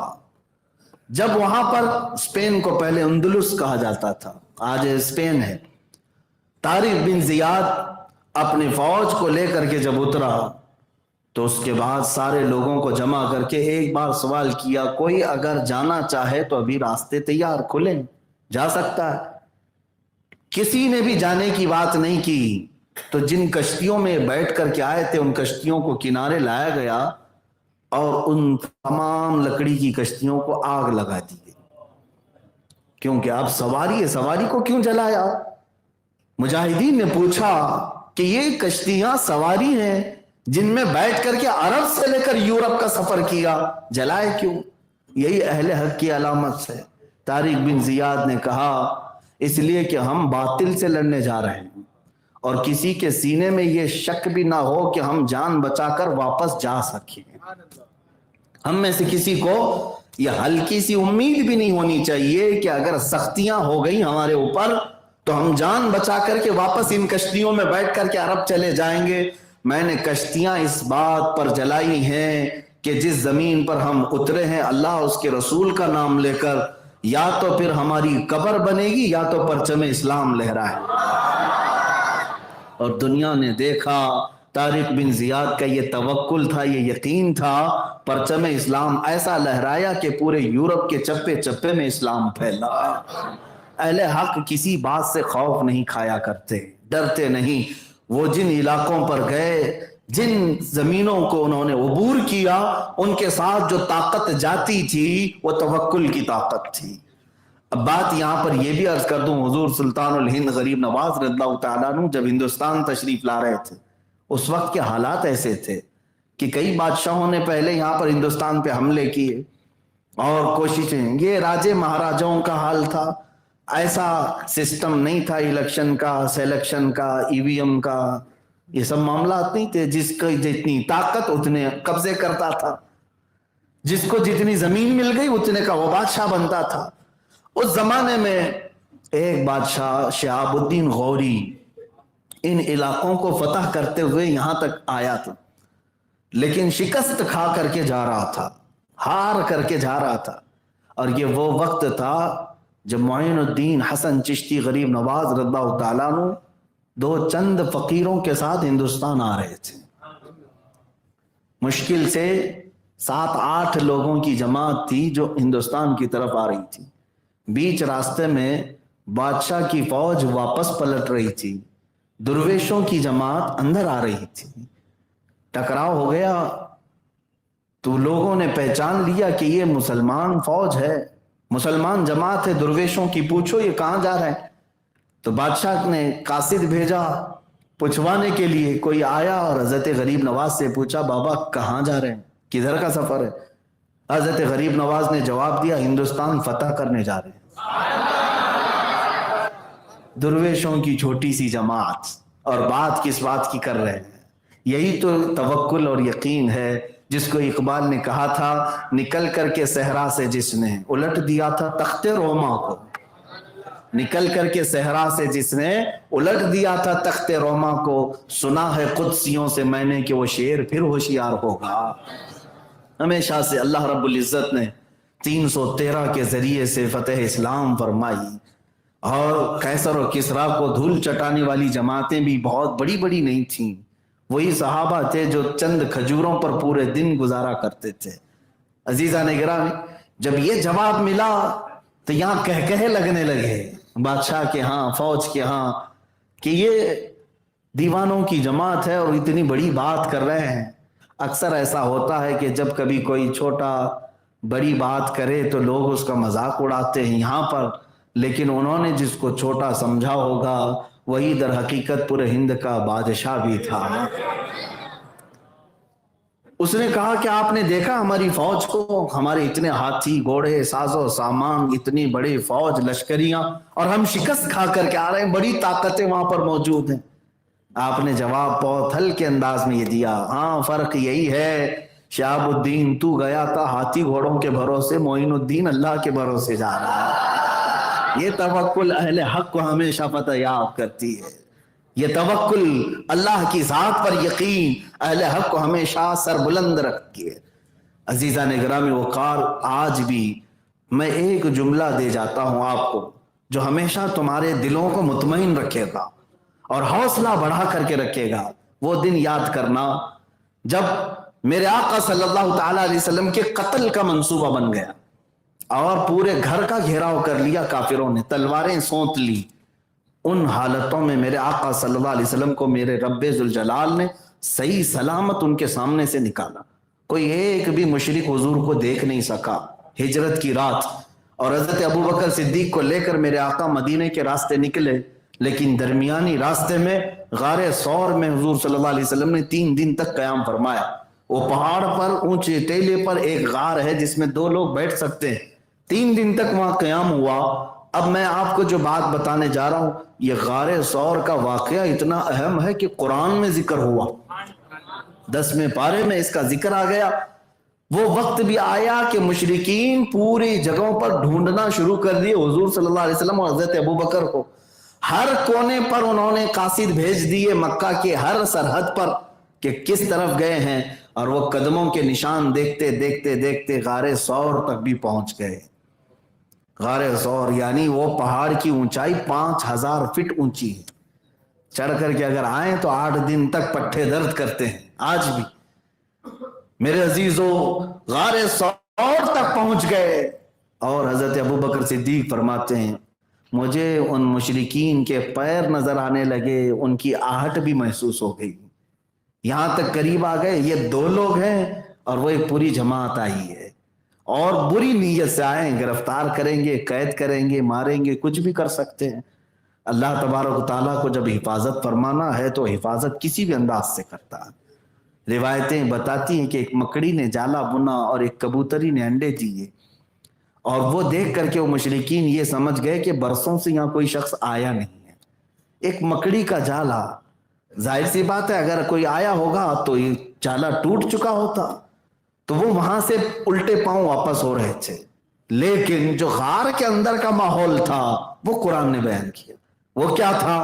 صدیق اکبر کا دل بے چین ہونے لگا, اپنی جان نہیں مصطفیٰ کی جان, حضور کی ذات کو فکر کرتے ہوئے کہ کہیں کوئی کافر غزن نہ پہنچائے. آپ گھبرانے لگے بار بار کہ یہ قریب آ گئے, قریب آ گئے, ان کے پیر نظر آنے لگے. تب میرے آقا صلی اللہ علیہ وسلم نے ان کے سینے پر ہاتھ مار کر ایک جملہ فرمایا. وہ جملہ قرآن پاک میں آ گیا ہے. میرے آقا صلی اللہ علیہ وسلم نے فرمایا لا تحزن ان اللہ معنا, اے ابو بکر گھبرا مت, اللہ ہمارے ساتھ. یہ جملہ ایسا تھا کہ حضرت ابو بکر صدیق فرماتے ہیں پھر اس کے بعد زندگی بھر مجھے کسی چیز سے کبھی خوف نہیں ہوا. مسلمانوں یہ جملہ یاد رکھو, جب کبھی کوئی آفت آئے تو یہی کہنا لا تحزن ان اللہ معنا, کوئی گھبراؤ مت. اپنے بچوں سے بھی یہی کہنا بچے گھبرانا مت, اللہ ہمارے ساتھ ہے. کس کے جو بندے اس کو اکبر کہتے ہوں صبح سے شام تک, کیا اللہ ان کے ساتھ نہیں ہے؟ اللہ کو اکبر کون پکارتا ہے؟ مسلمان پکارتے ہیں. اس کے کلام کی تلاوت کون کرتا ہے؟ مسلمان کرتے ہیں. اس کی عبادتیں, اس کا رکوع, اس کا سجدہ کون سی جماعت کرتی ہے؟ مسلمان کرتے ہیں. اس رب ذوالجلال کے احکام پر آج دنیا میں کون عمل پیرا ہے؟ یہ مسلمان ہے. تم خوش نصیب ہو. تو کیا اللہ تمہارے ساتھ نہیں ہے؟ اللہ تمہارے ساتھ ہے. لیکن کچھ مصیبتیں آتی ہیں تو یہ ہماری شامت اعمال, ہمارے برے اعمال کی وجہ سے ہیں. لیکن پھر بھی ہمیشہ یہ توکل رکھو اللہ ہمارے ساتھ. اب حضور پاک کی محبت کی بھی بات, دونوں چیزیں ساتھ میں ہونی چاہیے, اللہ کا توکل اور حضور کی محبت. یہی مسلمان اہل حق کے لیے وصف خاص ہے. یہ امتیاز ہے جو تمہیں فرق کرتا ہے دوسری جماعتوں سے. الحمدللہ جن کے دلوں کے اندر یہ 2 چیزیں ہیں, اللہ کا توکل اور رسول پاک کی محبت, وہ چہرے بھی پہچانے جاتے ہیں. الحمدللہ وہ چہرے بھی پہچانے جاتے ہیں. چہروں سے دیکھ کر کے بھی پتہ چلتا ہے اہل حق کی جماعت کون سی ہے. یہی کی بات نہیں کر رہا ہوں, عرب والے بھی کہتے ہیں, عرب والے بھی, امریکہ والے بھی, یورپ والے بھی. بلکہ پچھلی تقریر میں نے یہ کہا تھا نا, ایک ہمارے مسلک اور مذہب سے تعلق نہ رکھنے والے شخص نے بھی کہا اس زمانے میں حضور سے جو صحابہ محبت کرتے تھے ویسی محبت دیکھنا ہے تو بریلویوں میں دیکھو. ان کی زبانوں سے بھی اللہ نے یہ کہلوایا. اس کا مطلب یہ ہے کہ یہ محبت تمہارے چہروں کی رونق ہے. حضور سے جو تم بے انتہا محبت کرتے ہو یہ چہروں کی چمک ہے جو تمہیں خاص کرتی ہے, خاص کرتی ہے. میں عمرے کے سفر میں ایک شخص سے ہماری ملاقات ہوئی جو اہل سنت و جماعت سے نہیں دوسری جماعت سے ہے. اپنا ایک دردناک واقعہ پیش کرتے کرتے ایک بات انہوں نے یہ بیان کی تھی جو میں عرض کر رہا ہوں.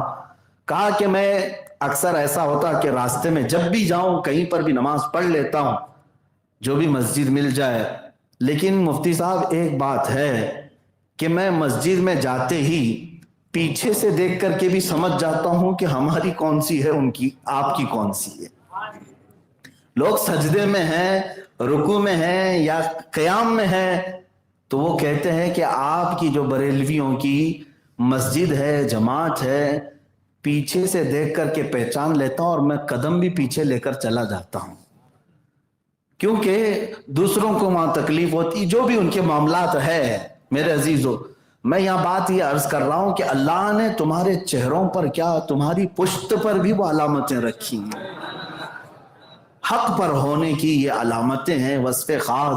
حضور کی محبت کرنے والا لاکھوں میل دور سے بھی پہچانا جاتا ہے، وہ کہیں پر بھی رہتا ہو لیکن لوگوں کے دلوں پر راج کرتا ہے، اس سے لوگ جڑتے ہیں، محبت کرتے ہیں، یہ وصف خاص ہے جو تمہیں باطل جماعت سے امتیاز پیدا کرتا ہے۔ ایک بات یاد رکھیں، اللہ کے نبی صلی اللہ تعالیٰ علیہ وسلم سے محبت کرنے والا بظاہر کچھ تکلیفوں میں آ سکتا ہے، جیسے کہ میں نے اس سے قبل بھی کہا تھا، اسے مارا تو جا سکتا ہے لیکن مردہ کبھی نہیں کیا جا سکتا۔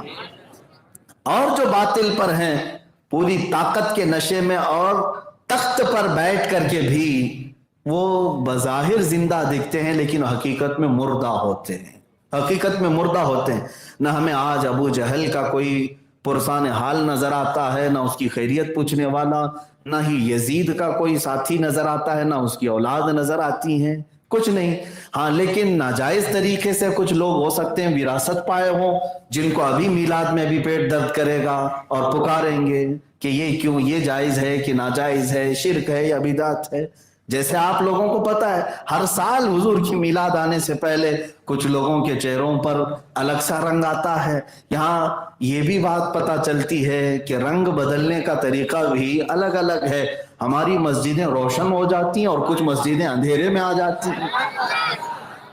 کون سی چیز ہے جو تمہیں الگ کر رہی ہے؟ فرق کیسی چیز سے پیدا ہو رہا ہے؟ محبت مصطفیٰ ہے، میرے آقا صلی اللہ تعالیٰ علیہ وسلم کی محبت۔ بلکہ میں نے مفتی احمد یار خان نعیمی رحمۃ اللہ علیہ سے پڑھا کی ایک عبارت یہ بھی پڑھا، میاں اہل حق اور اہل باطل کی پہچان اللہ نے ایسی رکھی، صرف یہاں کے رہن سہن میں نہیں بلکہ جنازے بھی فرق پیدا کرتے ہیں، جنازوں میں بھی فرق ہوتا ہے۔ ایک جنازہ جاتا ہے خوب پھول پہن کر کے جاتا ہے، خوب خوشبوؤں میں معطر ہو کر کے جاتا ہے، اور بعض جنازے وہ بھی ہوتے ہیں جن کی سڑن سے کوئی قریب بھی نہیں جاتا۔ اور یہاں الحمدللہ جب کوئی ہمارا جنازہ نکلتا ہے تو ایسا لگتا ہے کہ وہ دولہا بن کر کے جا رہا ہے، اور اس پر لوگ ہزاروں طریقے سے سلام بھی پڑھ رہے ہیں، درودوں کی ڈالیاں بھی نچھاور میرے آقا کی بارگاہ میں، اور اسے عزتوں کے ساتھ اتارا جاتا ہے۔ کس یقین کے ساتھ؟ بعض لوگ جنازہ لے کر بھاگتے ہیں اور ایسے دفن کر کے آتے ہیں کسی کو خبر بھی نہ ہو، پتہ بھی نہ چلے۔ نہیں، ہمارے ہاں تو الحمدللہ خوب اعلان کے ساتھ، مجرم تھا تو بھی، گنہگار تھا تو بھی، بہت سارے اس کے اندر خطائیں تھی تب بھی اسے سجاتے ہیں، سنوارتے ہیں، اچھے انداز سے لے جا کر کے دفناتے ہیں۔ کیوں؟ اس لیے کہ ہمارا یقین یہ ہوتا ہے کہ آج مصطفیٰ کے دیدار کے لیے جا رہا ہے، میرے آقا صلی اللہ تعالیٰ علیہ وسلم کی زیارت کے لیے جا رہا ہے۔ وہاں پہنچے گا تو اس کا چہرہ تو صاف ہو، اس کے لباس تو اچھے ہوں، اس کو سجایا جائے، یہ ہمارا اعتقاد ہے۔ جیسے کہ شاعر نے کہا تھا، اب تو پائے ناز سے اے فرشتوں کیوں اٹھوں، مر کے پہنچا ہوں یہاں اس دل ربا کے واسطے۔ اب یہاں پر بات میں اپنی گفتگو کو سمیٹتا ہوں، زیادہ دیر آپ کو نہیں تھکاؤں گا۔ حق و باطل کے درمیان جو وصف خاص ہے جو تمہیں ممتاز کرتا ہے وہ دو چیزیں ہیں، ایک اللہ کی ذات پر توکل اور دوسرے میرے مصطفیٰ کی ذات سے بے پناہ محبت۔ اب میں آپ کو بتاتا ہوں، یہ دو چیزیں جب آتی ہیں تو سارا خوف بھی نکالتی ہیں، ہر ڈر نکالتی ہیں، ہر خوف نکالتی ہیں۔ موسیٰ علیہ الصلوۃ والتسلیم کے ساتھ بظاہر کوئی فوج نہیں تھی لیکن فرعون کی آنکھوں میں آنکھیں ڈال کر بات کرتے تھے، ہاں بڑی بڑی طاقتوں کے ساتھ یہ مقابلہ کرتے، بات بھی کرتے۔ حضور صلی اللہ علیہ وسلم جب اپنے کسی صحابی کو قاصد بنا کر بھیجتے، وہ بڑے بڑے بادشاہوں کے درباروں میں جاتے اکیلے، اور بادشاہ سے ڈائریکٹ کیا بات کرتے؟ آپ دیکھیں حضرت مصعب بن عمیر حضور کے سفیر ہیں، ترجمان ہیں، ایمبیسیڈر ہیں، حضور کا خط لے کر کے بادشاہ کے بھرے محل میں جاتے اور قرآن کی دو چار آیتیں پڑھ کر سناتے، اور اس کے بعد سیدھے بادشاہ سے کہتے، اے بادشاہ تیری رعایا بڑی ہے، سلطنت بڑی ہے، میں تجھے دعوت دیتا ہوں اسلام قبول کر لے۔ ایک قاصد، ایک صحابی یا دو صحابہ جاتے اور کس سے بات کرتے؟ بادشاہ، وہ وزیروں کے بیچ بیٹھا ہے، سپاہیوں کے بیچ بیٹھا ہے، لیکن اہل حق کبھی کسی سے ڈرتے نہیں۔ شاعر نے کہا ہے کہ اہل حق کبھی کسی سے مات کھا سکتے نہیں، سر کٹا سکتے ہیں لیکن سر جھکا سکتے نہیں. یہی وصف ہے اہل حق کا. میں جو آخری بات عرض کرتا ہوں وہ یہ ہے، بڑی دل نشین بات ہے، دل میں بیٹھنے والی بات ہے، اور ہم سنیوں کے لیے جان میں جان پیدا کرنے والی بات ہے، ایمان میں جلا بخشنے والی بات ہے. جو چیز ہے توجہ سے سنیں، جو چیز ہمارے لیے یہاں بھی ضروری ہے وہاں بھی ضروری ہے. حضرت عمر فاروق رضی اللہ تعالیٰ عنہ حضور صلی اللہ علیہ وسلم کی مجلس میں بیٹھے ہیں. حضور پاک صلی اللہ تعالیٰ علیہ وسلم قبر کا تذکرہ فرما رہے تھے. کس چیز کا تذکرہ فرما رہے؟ ہاں، حدیث پاک میں حضور نے فرمایا سارے صحابہ سے کہ تمہیں پتا ہے جب ایک میت کو قبر میں رکھا جائے تم اس کی تختیاں بند کر کے چلے جاتے ہو تو اللہ کے 2 فرشتے آتے ہیں. حضور فرماتے ہیں کالے چہرے والے، نیلی آنکھوں والے اور سخت قسم کے ناخن اور ان کے دانت بڑے بڑے، ان کی صفات حضور بیان کر رہے تھے. نہایت ڈراؤنی شکل کے ہوں گے اور وہ آ کر کے ہر میت سے سوال کریں گے. حضور پاک صلی اللہ علیہ وسلم سوالات بتا رہے تھے اور فرما رہے تھے کہ قبر کی سختیاں بہت ہیں اور وہ سخت قسم کے فرشتے کسی پر رحم نہیں کریں گے، سختی سے سوال کریں گے. صحابہ کو یہ باتیں ہو گئیں. اس کے بعد حضور پاک صلی اللہ علیہ وسلم نے حضرت عمر سے پوچھا، اے عمر جب یہ 2 فرشتے آئیں گے، عینانی ازرقانی، نیلی آنکھوں والے، کالے چہرے والے، تب تم کیا کرو گے؟ تم کیا کہو گے؟ کیا کرو گے؟ توجہ. حضرت عمر فاروق عرض کرتے یا رسول اللہ صلی اللہ علیہ وسلم، آپ کی بارگاہ میں ایک عریضہ یہ ہے، آج جو میں آپ سے محبت کرتا ہوں کیا میرے مرنے کے بعد قبر میں یہ محبت باقی رہے گی؟ میں جو آج آپ سے محبت کرتا ہوں یہی محبت قبر میں بھی باقی رہے گی؟ رسول پاک صلی اللہ علیہ وسلم نے ارشاد فرمایا اے عمر دنیا کی محبتیں ختم ہوگی، میری محبت حشر میں بھی باقی رہے گی، حشر میں بھی باقی رہے گی، قبر میں بھی باقی رہے گی. جب میرے آقا نے یہ فرمایا کہ یہ محبت باقی رہے گی جو حضور سے کرتا ہے، حضرت عمر خوش ہوتے ہیں اور کہتے ہیں یا رسول اللہ تب تو ان فرشتوں سے نپٹنا میرے اوپر چھوڑ دیں. ڈرتا نہیں، مومن صالح اور محب رسول حضور سے محبت کرنے والا کسی سے خوف نہیں کھاتا. ہاں، حضرت عمر نے کہا یا رسول اللہ میرے اوپر چھوڑ دے، میں دیکھ لوں گا کیا کرنا ہے ان کے ساتھ. اب بات یہاں پر ختم نہیں ہوتی. اس واقعے کو لکھا ہے جن روایتوں میں حضرت عمر کا انتقال ہوا، دفنائے بھی گئے، اور کئی دنوں کے بعد ان کے بیٹے حضرت عبداللہ خواب میں دیکھتے ہیں اپنے والد کو اور وہ روایت نقل کرتے ہیں. حضرت عبداللہ کہتے ہیں مجھے وہ مجلس یاد تھی جس میں حضور سے حضرت عمر نے یوں کہا تھا، میں نے اپنے بابا جان سے پوچھا ابا جان آپ کو قبر میں رکھنے کے بعد کیا ہوا؟ کیا وہ فرشتے آئے تھے جو نیلی آنکھوں والے، کالے چہرے والے، سوالات سختی سے کرنے والے؟ حضرت عمر نے کہا ہاں بیٹا وہ آئے تو تھے. کہا کیا سوال کیا؟ وہ آئے اور مجھے اٹھایا اور انہوں نے کہا من ربو کا، تمہارا رب کون ہے؟ تمہارا رب کون ہے؟ حضرت عمر کے بیٹے پوچھتے ہیں آپ نے جواب کیا دیا؟ حضرت عمر کہتے ہیں میں نے ان سے پوچھا تمہارا رب کون ہے؟ میں نے ان سے پوچھا تمہارا رب کون ہے؟ وہ فرشتے ایک دوسرے کو دیکھنے لگے، یہ کون ہے جو ہم سے سوال کرتا ہے؟ یہ کون ہے جو ہم سے سوال کرتا ہے؟ تب ان فرشتوں میں سے ایک نے کہا چھوڑ دو اس کو، یہ صاحب رسول اللہ ہے، چلو ہم دوسروں کی طرف چلتے ہیں. اور ان فرشتوں نے وہاں سے اپنا سفر دوسری طرف کر لیا. یہ محبت مصطفیٰ ہے جو ہر خوف سے آزاد کرتی ہے. میرے عزیزو قبر تو قبر ہے، حشر بھی ہمارے لیے اسی امید پر ہے. جانتے ہیں ہم کہ جس کے ہم ثناخواں ہیں آج وہ بھی تو وہاں ہوں گے، جن کے ہم آج محبت کرتے ہیں وہ بھی تو وہاں ہوں گے.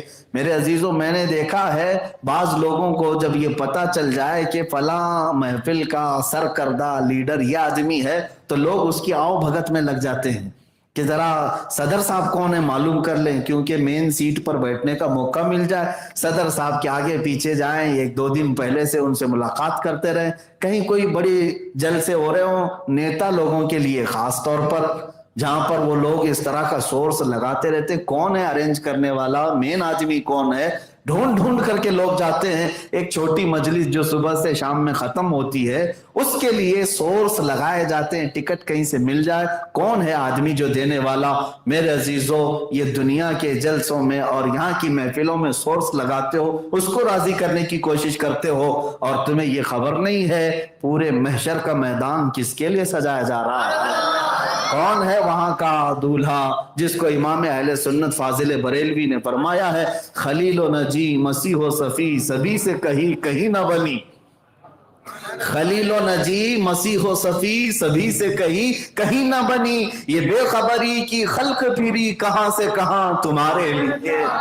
اور میرے عزیزو، اعلیٰ حضرت فاضل بریلوی رضی اللہ تعالیٰ عنہ کے اس فرمان کا دوسرا مفہوم میں یہ بھی عرض کروں کہ ہم جن کے ثنا خواہ ہیں وہ بھی تو وہاں ہوں گے۔ آج ہم ان سے محبت کریں اس بنیاد پر کہ فقط اتنا سبب ہے انعقاد بزم محشر کا۔ قیامت کیوں ہے؟ اللہ رب العزت سب کے حساب جانتا ہے، کیا وہ نہیں جانتا کہ کون صحیح ہے کون غلط ہے؟ ہمارے گناہوں کو بھی وہ دیکھ رہا ہے، نیکیوں کو بھی دیکھ رہا ہے۔ مرنے کے بعد سیدھا اٹھا کر کے نیک لوگوں کو جنت میں ڈال دیتے، بروں کو جہنم میں ڈال دیتے؟ نہیں، وہاں پر ایک میدان میں کھڑا کیا جا رہا ہے، سب کو ان کا کچا چٹھا کھولنا ہے اور سارے لوگوں کو ان کے اعمال بتانے کا حکم بھی ہے کہ سب کے سامنے پڑھ کر کے سناؤ۔ یہ سب ہے، حساب کتاب ہے، سفارش چل رہی ہے، شفاعت ہو رہی ہے، یہ سب معاملات۔ اے اللہ، تو قادر مطلق ہے، ہر ایک کو جانتا ہے، ہر ایک کو پہچانتا ہے، سیدھے قبر سے اٹھا کر جنت میں ڈال دیتا اور جہنم میں پہنچا دیتا نہیں۔ جس کے متعلق امام زمن فاضل بریلوی کے برادر گرامی حسن رضا خان رحمۃ اللہ علیہ فرماتے ہیں فقط اتنا سبب ہے انعقاد بزم محشر کا کہ ان کی شان محبوبی دکھائی جانے والی ہے۔ وہاں یہ دکھایا جائے گا کہ جس کے تم منکر تھے تو آ جاؤ دیکھو، وہاں پر حال یہ ہے، ماں و شما تو دور کی بات ہے، من و تو دور کی بات ہے خلیل اللہ کو بھی حاجت رسول اللہ۔ وہاں تو حال یہ ہے، صفی اللہ کو بھی حاجت رسول اللہ کی، وہاں نجی اللہ کو بھی حاجت رسول اللہ کی، وہاں روح اللہ کو بھی حاجت رسول اللہ کی، وہاں پر صفی اللہ، صدیق اللہ، خلیفت اللہ، سب کو اگر حاجت ہے تو کس کی؟ رسول اللہ کی۔ یہ اللہ کی بارگاہ میں بڑا مقام رکھتے ہیں۔ میرے عزیزو، دو چیزیں میں نے آپ کے سامنے رکھی ہیں، ایک اللہ کی ذات پر توکل اور دوسرا میرے مصطفیٰ سے کمال کی محبت۔ جب تک یہ دو چیزیں تمہارے اندر نہیں آتی، ڈر اور خوف بھی سمایا رہے گا، اور یہ دو چیزیں جس کے سینے میں آ گئی تو پھر وہ ببانگ دہل کہے گا، وہ پورے دنیا کو یہ کہے گا، اب اس کی قیمت لگانے والا بھی کوئی نہیں ہوگا اور اسے خریدنے والا بھی کوئی نہیں ہوگا، اس لیے کہ وہ بات کرے گا تو طوفانوں کو چیرنے کی بات کرے گا، وہ زمینوں کو فتح کرنے کی بات کرے گا، وہ آسمانوں پر پرچم لہرانے کی بات کرے گا، وہ غلام مصطفیٰ یقین سے بھرا ہوگا تبھی وہ اتنی بڑی بات کرے گا۔ اور ہلکی پھلکی باتیں جس کے سینے میں ہو، ہاں ہمارے نبی تو ہیں، معاذ اللہ کوئی یہ کہے کہ بڑے بھائی کی طرح ہے، نعوذ باللہ، وہ لوگ تو ایسے ہی رہیں گے سڑتے ہوئے کہ ان کو یہ لگے گا ارے ابھی کوئی مار نہ دے، کوئی ختم نہ کر دے، اور ہم امن کی بات کرتے ہیں، ہم فساد نہیں کرتے، انہی چیزوں میں رہ جائیں گے۔ لیکن جو محبت رسول میں فنا ہو اور میرے مصطفیٰ کے بارے میں یوں کہے بخدا خدا کا یہی ہے در، جو رسول پاک کے لیے یہ کہتا ہو بخدا خدا کا یہی ہے در، نہیں اور کوئی مفر مقر، جو وہاں سے ہو یہی آ کے ہو، جو یہاں نہیں تو وہاں نہیں۔ حضور پاک صلی اللہ تعالیٰ علیہ وسلم کے لیے جو اتنا یقین رکھتا ہو تب پھر وہ کسی بات سے خوف نہیں کرتا۔ ہم نے دیکھا ہے شہزادہ اعلیٰ حضرت مفتی اعظم ہند رضی اللہ تعالیٰ عنہ، ان کا اپنے بریلی شریف میں بیٹھ کر کے حکومت وقت سے فیصلے کے طور پر فتویٰ یوں جاری کرنا، پوری حکومت ایک طرف، نسب بندی کا معاملہ آیا ہے لیکن اعلیٰ حضرت کا شہزادہ ایک طرف، اور فتویٰ نہ بدلا تھا نہ بدلے گا، آج تک اسی فتوے پر قائم بھی ہے۔ اہل حق کبھی کسی سے خوف نہیں کھاتے، آپ سب کے دلوں کے اندر بھی خوف نہیں ہونی چاہیے۔ اگر آپ اہل حق ہیں اور باطل سے کبھی نہ گھبراؤ نہ ڈرو۔ ایک بات یاد رکھنا، طاقت اور قوت کو دیکھ کر کبھی تمہاری آنکھیں نہ چندیا جائیں۔ پریشان نہ ہو جائے۔ بعض لوگ محفلوں میں بیٹھ کر کے کہتے ہیں ارے نہیں میاں ان کے پاس بہت بڑی طاقتیں ہیں، بہت بڑی قوتیں ہیں، ان کے پاس سارا ڈپارٹمنٹ ہے، ان کے پاس سارے ساز و سامان ہے، سب ہونے دو، سب ہونے دو۔ میرے عزیزو، ایمان والے کا توکل یہ ہے اللہ ہمارے ساتھ ہے۔ جانتے ہیں چنگیز خان کا نام سنا ہوگا، اتنا ظالم تھا، اتنا ظالم کی کھوپڑیوں سے مینار بنا دیا، اور کتنے لوگوں کو قتل کرتا تھا، وہ انسانوں کا گوشت تک کھا جاتا تھا۔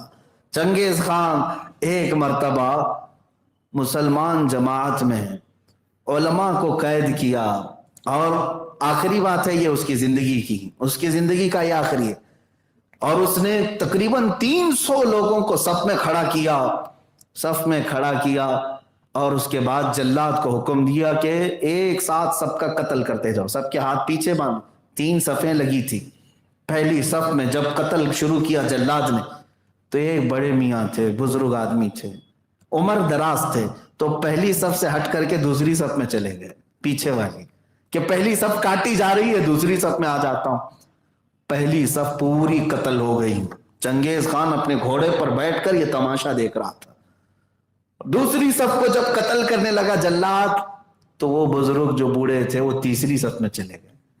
3 ہی تو صفیں تھیں، دوسری بھی جب قتل ہو کر ختم ہو گئی، چنگیز کہا مار کے ہنسنے لگا۔ وہ دیکھ رہا تھا کہ یہ بوڑھا جگہ بدلتا جا رہا ہے، آگے سے پیچھے آیا، پیچھے سے یہاں آیا، کہا مار کر کے کہا بوڑھے میاں اب تو کوئی صف نہیں، اب پیچھے کوئی اور صف نہیں، کہاں جاؤ گے؟